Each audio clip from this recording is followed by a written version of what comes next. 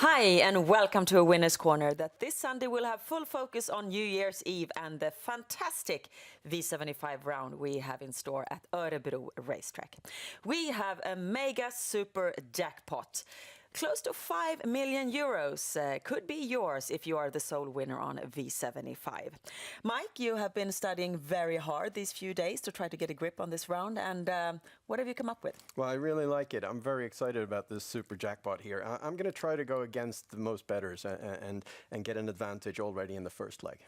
Okay then, very well. Let's not waste any valuable time. We go straight to race 6, which this Sunday it equals the start of the V75 round. Long distance, 2,640 meters, and the horses are divided up over 3 tiers. What do you want to do here?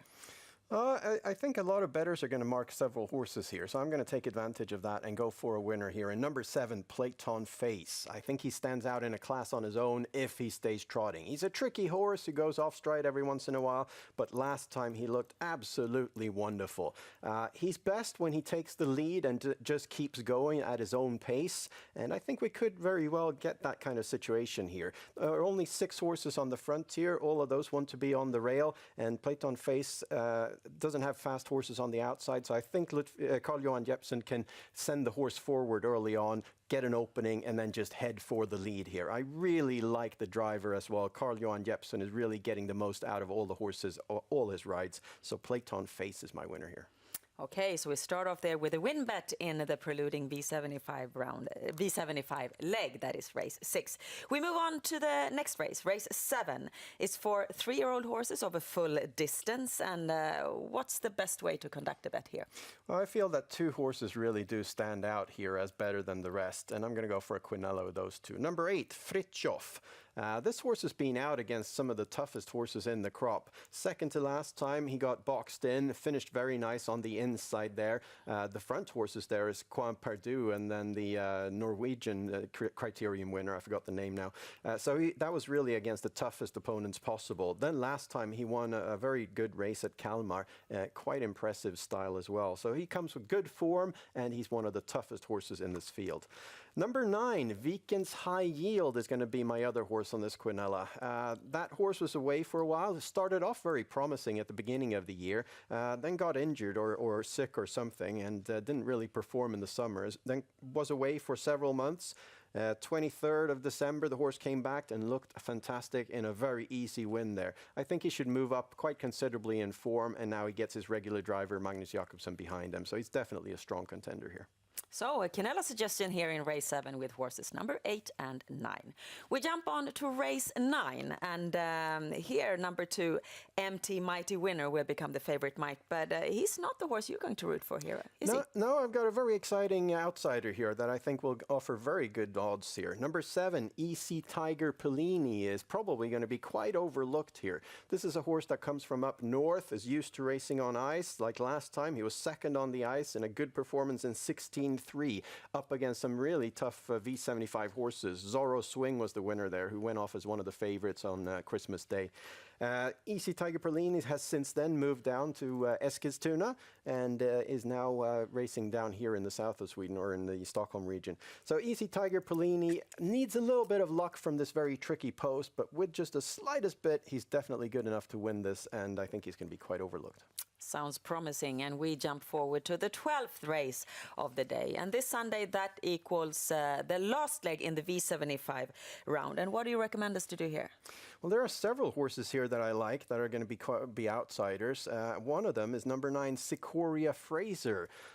This horse impressed me so much last time at Axevalla. It was the first time they put an American-style race bike on the horse, and she was fantastic. She was first over, put pressure on the leader, broke the leader completely, and then looked like she was heading for the win when Sim Senta took her down over the final stretch. But she fought all the way to the wire. So the form she's got, and if they put the American bike on once again, I think that she's got a great chance. But there are several horses I like here, so I'm going to go for the show mainly. Okay, we move on then to the daily double, and this Sunday, this New Year's Eve, we have it in races 11 and 12. And DD1 goes off of a full distance. It's a big field, 15 horses divided up over 2 tiers. And what do you recommend here? Once again, I think bettors are going to use quite a number of horses here because it looks quite open. I'm going to go for a banker instead. Number 6, Highland Park. Last time the horse was out at Bergsåker was clear favorite with Åke Svanstedt visiting here for Christmas and got completely boxed in. Seemed to have a lot of gas left there and would have won that race with an opening in time.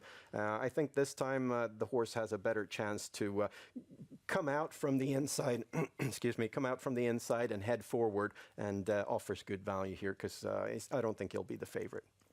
Okay, DD2, we've already talked about since that is race 12, and then you recommended a show bet on number 9, Sakura Fraser. Now, what do you want to do with her here on your daily double system? Are you brave enough to bank her? No, I'm not. I'm definitely going to mark her, but I'm also using a couple of other horses that I really like here. Number 1, Dr. Doxy Zens, for instance. Very interesting now with Kai Vidal driving. First time a professional driver on that horse, and I think that the horse is better than you can tell from the race card. And then number 12, Global Trader, also going to be quite overlooked this time. Very tricky post, of course, but he's used to being out on the V75. And if he gets a cover ride up to the final stretch, he can really move fast. And this means that the daily double system for the last day of the year this time holds 3 combinations, Mike. Now let's discuss the V75 round of the year. Close to 5 million euros could be yours if you're the single winner on the V75. But of course, then a lot of unexpected things has to happen, Mike. And what is the likelihood you would say that we will see a single winner here at Örebro racetrack? Well, I think the payout is definitely going to be good because I think that all this expert bets are out very late, expert advice are out very late, so I think it's going to be a bit difficult. We'll see the percentages spread out, more horses marked in different races, and I think we could see a very high payout. Sounds very promising. And let's now then, Mike, take a look at your V75 system. And you've chosen 2 bankers. We've already talked about both of them, number 7, Platinum Face in the first leg, and number 6, Highland Park in the 6th leg. What about V75-3, a race for mares? Looking at your system, we can see that you don't know at all who's going to win this. No, I think it's wide open. I would have liked to mark all the horses, but my personal favorite here is the outsider, number 1, Malgomai B, who for once has a good post and could get a very pleasant trip on the inside here. V75-5, there you chosen 2 horses, number 4, Tudor Kronos, and number 9, Mac Dragon. Do you feel pretty safe with these 2? Yes, I do. They do stand out as the best ones. I'm especially excited about Mac Dragon, who is probably going to race in an American bike once again, like he did second to last time when he was very impressive in the finals. 720 combinations, that's what it all sums up to. And Mike, thank you so much for today.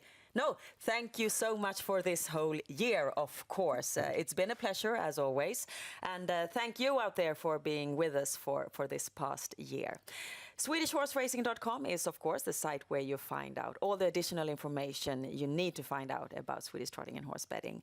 And with that, we wish you the best of luck with your bets to Örebro racetrack. And of course, most of everything, we wish you a happy new year. Bye-bye.